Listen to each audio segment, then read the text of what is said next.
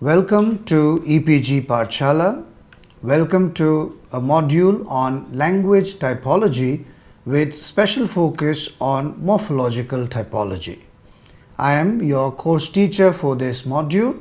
I am Anish Koshi. I teach at the English and Foreign Languages University, Hyderabad. We will be focusing on two very important dimensions of language typological studies in this module and the next module. In this module, we focus on morphological typology, and in the next module, we will focus on word order typology. In this module, we would like you to be acquainted first with the notion of linguistic typology and to then the notion of morphological typology. If the 19th century in linguistics was said to belong to different aspects of historical study of languages, including the discovery of the Indo-European family of languages and the discovery of many other language families, the 20th century in linguistics and even the current one can be very rightfully said to belong to the study of language universals. The study of language universals is the study of universal aspects of languages at the domains of phonology, morphology, syntax, even semantics and pragmatics.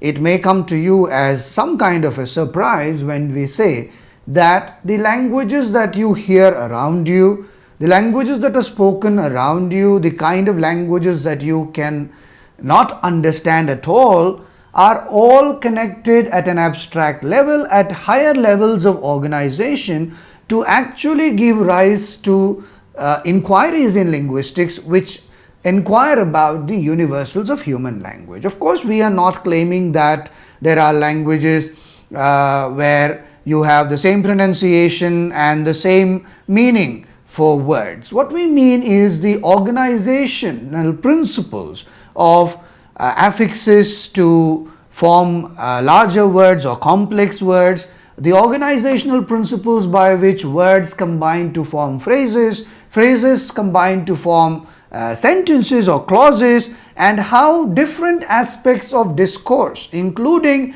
the conveying of pragmatic principles or meanings, is actually universally found not to differ much, or if they differ, to differ very systematically.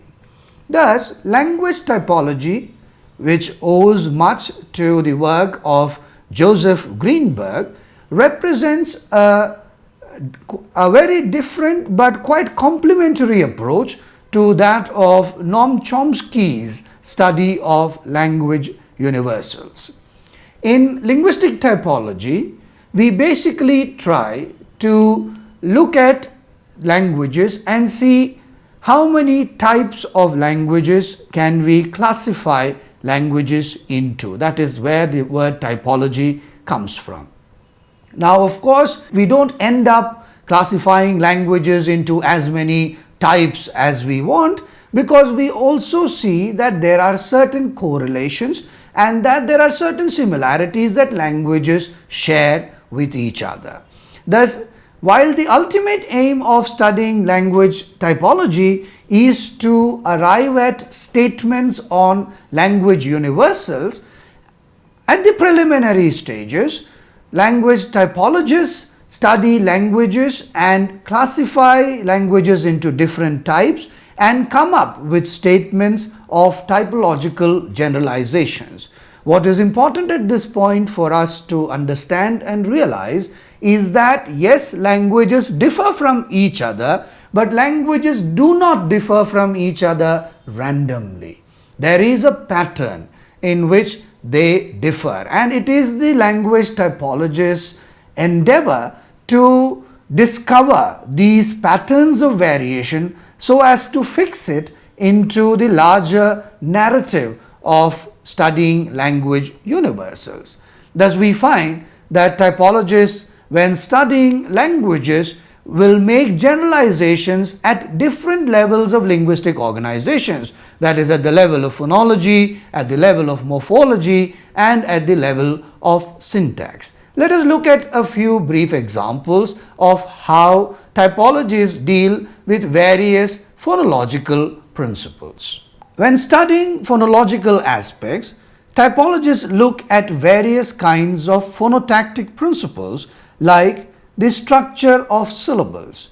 Now globally we know that syllables can be either open or closed. So that becomes a typological parameter for study. That is, do languages prefer to have open syllables, that is syllables which have no coda, or languages allow codas to occur? And it has been found universally that languages have a preference for not having any coda. Languages militate against the use of coda even with borrowed words, converting these borrowed words according to the phonotactics of the borrowing language, which sometimes does not allow closed syllables to occur in the language.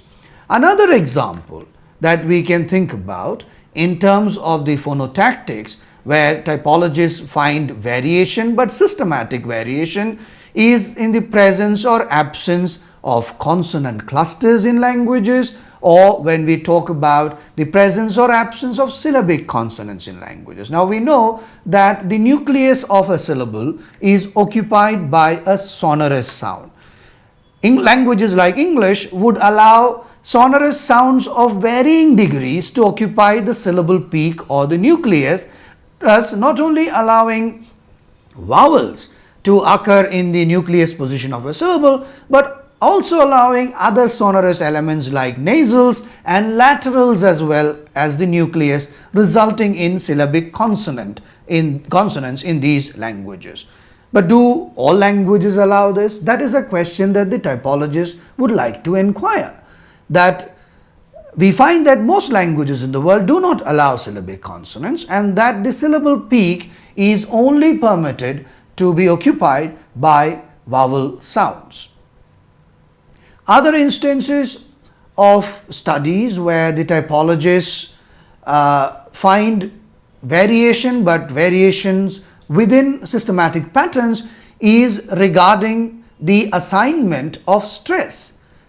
So we find that certain languages are sensitive to weight when assigning stress, weight of syllables, and some languages are not sensitive to the weight of syllables when assigning stress. And of course, languages also differ in terms of what is counted as contributing to the weight of a syllable when deciding whether weight sensitivity is a feature of a language or not.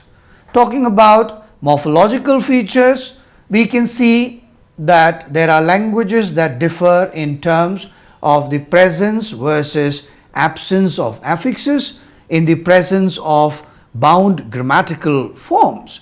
We also find that languages may differ with respect to how they represent grammatical features like case or tense or negation.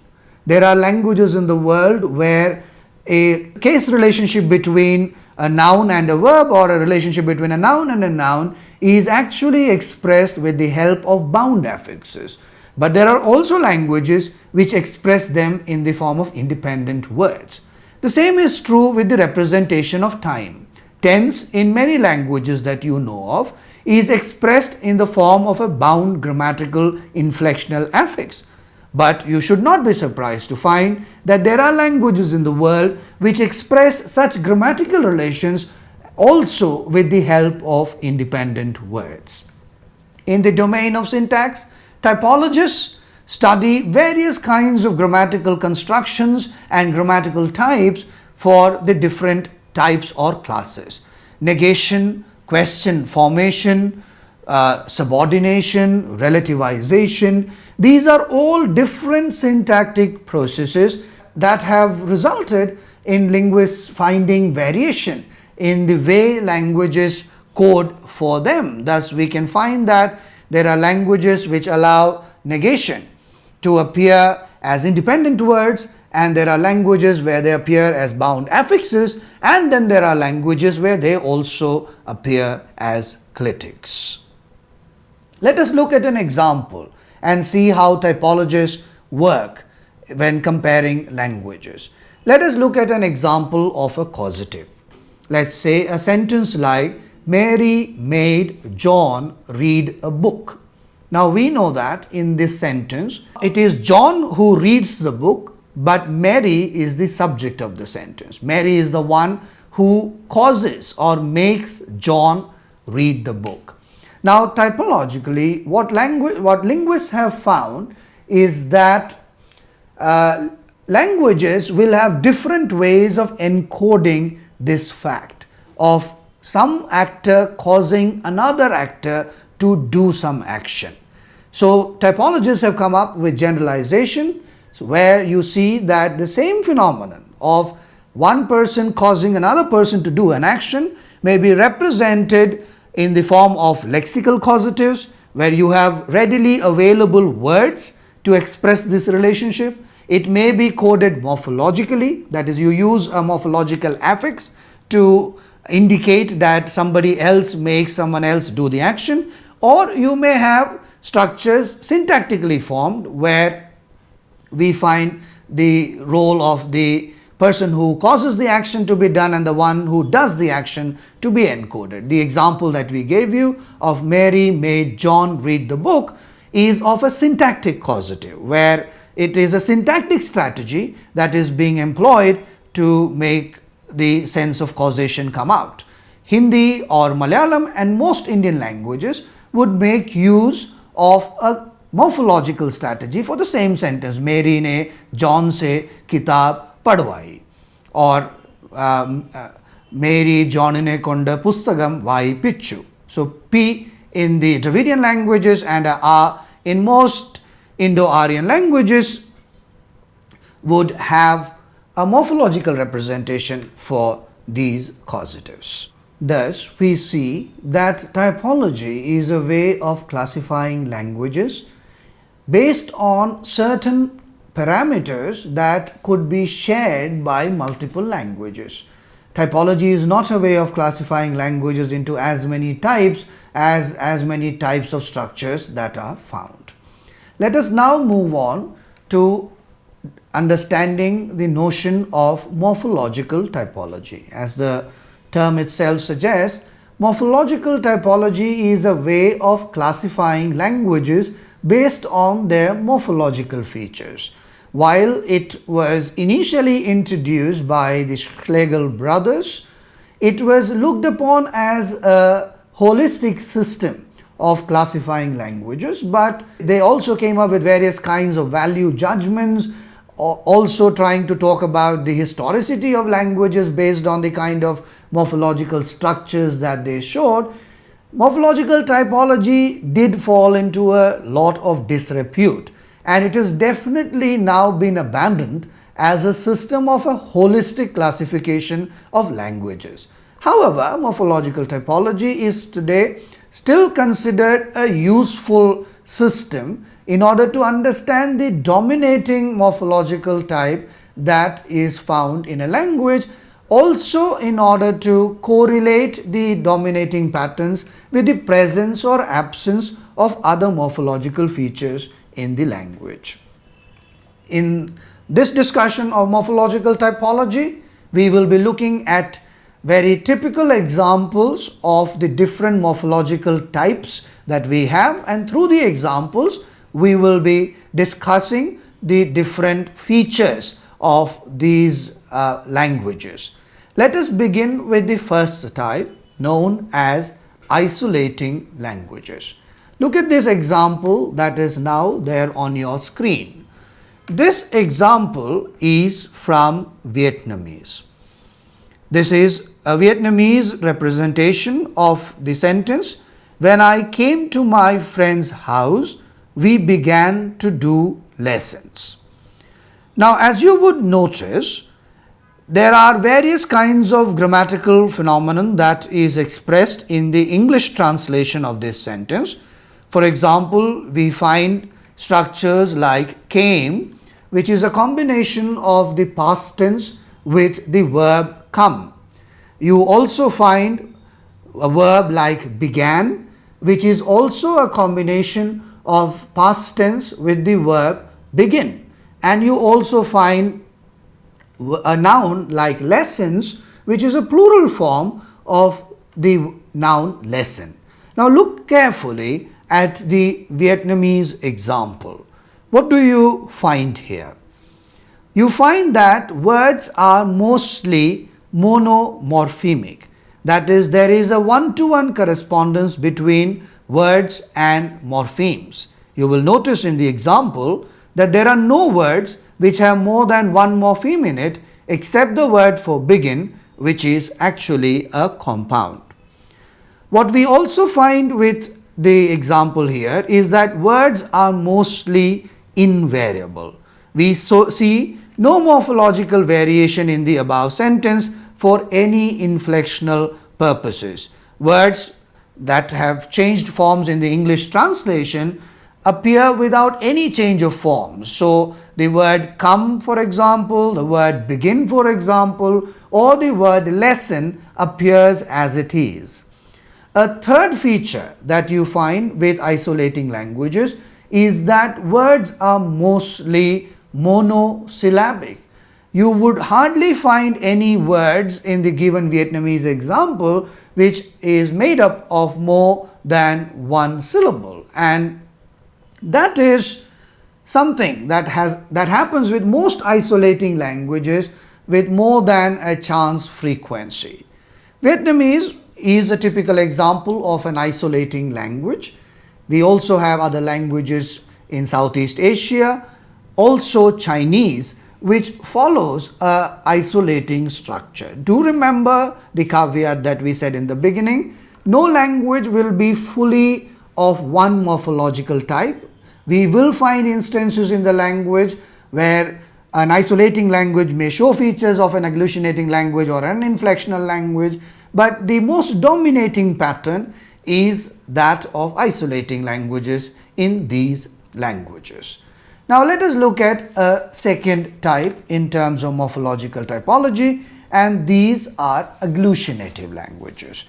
Agglutinative or agglutinating languages are languages where we have a root which is followed by multiple affixes with a lot of ease in the separation of these affixes. Let us look at an example. The examples that appear on your screen are taken from the Dravidian language Malayalam. You can see that the first example is that of the root word for drink, kudi. What you find in the following examples after that is that different kinds of affixes, including many stem extenders, tense markers like future and past, negative markers, conditional markers, concessive markers, are all attached to the verb with the form of the word becoming longer and longer. Now, keeping these examples in front of you, do look at some of the defining features of agglutinative languages.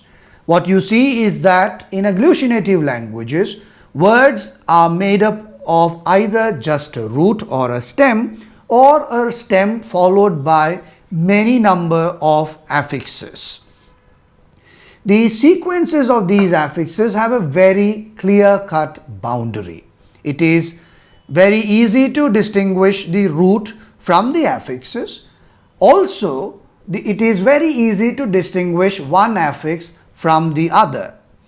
We also find that most of the relational meanings in the language are expressed with the use of affixes. So while inflectional languages like English would require a separate verb like if to show conditional or an although to show a concession, Dravidian languages can very easily use affixes as part of the verb to convey these relational meanings of condition, concessionality, and the like. The third type of languages that we talk about when we talk about morphological typology is fusional or inflectional languages. In fusional or inflectional languages, just like the agglutinative languages, we find that many grammatical relations like that of number or tense are expressed with the help of affixes. But how they become different from agglutinative languages is that inflectional languages sometimes allow the same physical morph to express more than one morpheme, resulting in portmanteau morphs, which also makes it sometimes very difficult to separate and distinguish each affix from the other. We also find in inflectional languages instances of syncretism or even instances of suppletion. Suppletion refers to forms like good, better, best, where we know that good, better and best are related to each other, but better and best have nothing to share with the root form of good. Syncretism refers to phenomenon where grammatical distinctions like that of past tense and past participle in sentences like he walked home after the class, he has walked to the tea shop, has no distinction between the past tense form and the past participle form. Look at the example now on your screen for a fusional example. What we see here is a paradigm drawn from Sanskrit for the noun balak, which means boy. When you look at the different forms of balak in the singular, dual and plural, in different case forms like nominative, accusative, agentive, locative, genitive and the like, you will notice these very important defining features of fusional or inflectional languages. As we said, they share with agglutinative languages the property of expressing relational meanings with affixes. So you have a singular, dual and plural expressed with the help of affixes in balakaha, balakau and balakaha. However, the difference from agglutinative languages is that it is sometimes very difficult to separate the affixes from each other, representing different morphemes, because we find them in a fused form. Look at the examples here. We have expressions like balakabhyam, used as an agentive, used as a benefactive, used as an ablative. We also have difficulty in therefore knowing whether a form like balakabhyam should be considered agentive, benefactive or ablative. This is what we had earlier referred to as syncretism. That is, words which perform different grammatical functions have no difference in their physical shape, and thus we do not know whether balakabhyam should be considered as a benefactive or as an ablative.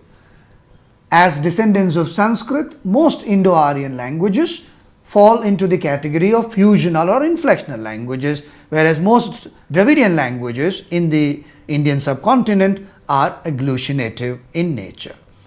The next morphological type that we would consider is that of polysynthetic languages or incorporating languages. Look at the example now on your screen of a polysynthetic language. This is an example given to us from Sora, a South Munda language spoken in Odisha. What you notice in this sentence is that the English sentence, he brought and gave me cooked rice, is represented in the form of a single word in the language, where the object has been incorporated with the subject. The pronominal subject is represented in the form of grammatical agreement. So what you find in polysynthetic languages, as you notice these examples on your board, on your video, is that what can be expressed as a sentence in other languages can be expressed as a single word. Of course, it is not the case that in polysynthetic languages every sentence is just a word, as our second example on your screen shows you, that sometimes maybe a sentence is expressed in the form of 2 or 3 words. But what you find is a high degree of agglutination with almost every relational meaning, even that of objects, being expressed in the form of incorporated objects as well as in the form of affixes.